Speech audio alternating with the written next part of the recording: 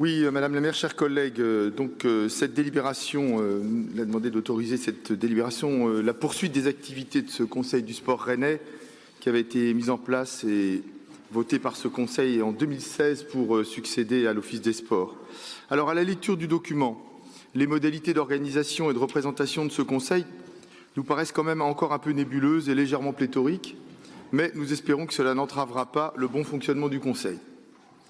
Nous considérons qu'au-delà de sa composition et de son organisation, ce Conseil ne doit pas être un comité consultatif de plus, mais un outil efficace qui doit permettre au sport de trouver encore plus sa place dans notre ville.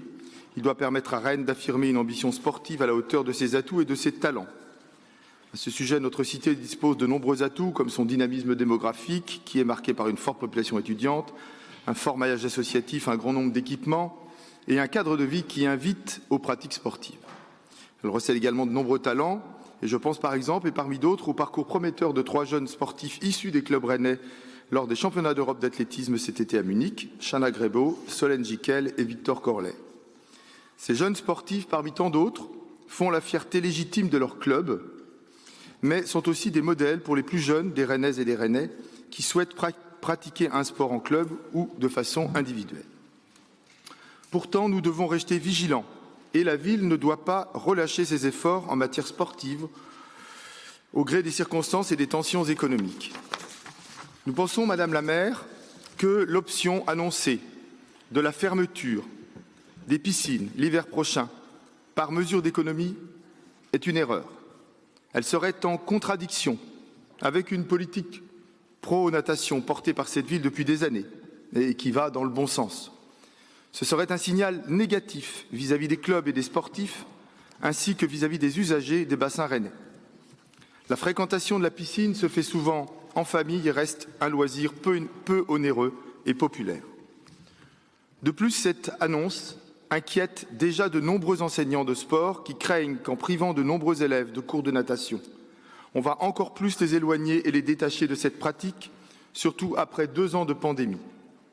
N'oublions pas qu'au-delà de la dimension sportive, la pratique de la natation reste un enjeu de santé et de sécurité publique.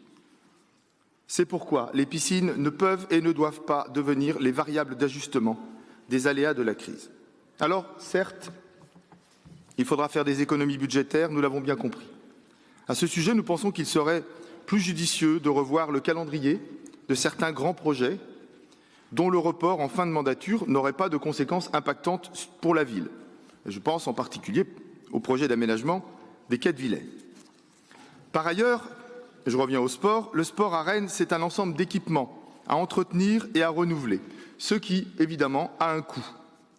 C'est pourquoi nous avons tous été affligés par la dégradation volontaire de la piste d'athlétisme du stade Courtemanche, dont la rénovation touchait à sa fin.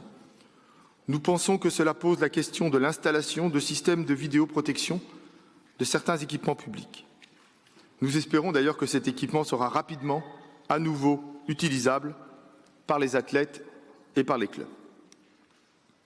Si vous avez une date, ce serait parfait. Pour finir, nous souhaitons mettre à l'agenda de ce futur Conseil du sport 2 sujets qui méritent, à notre avis, une réflexion encore plus poussée.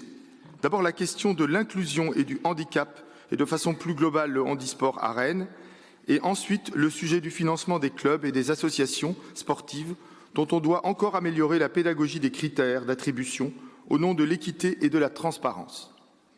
Mais considérant que le Conseil du sport rennais participe du dynamisme de celui-ci à Rennes, nous voterons favorablement cette délibération. Je vous remercie.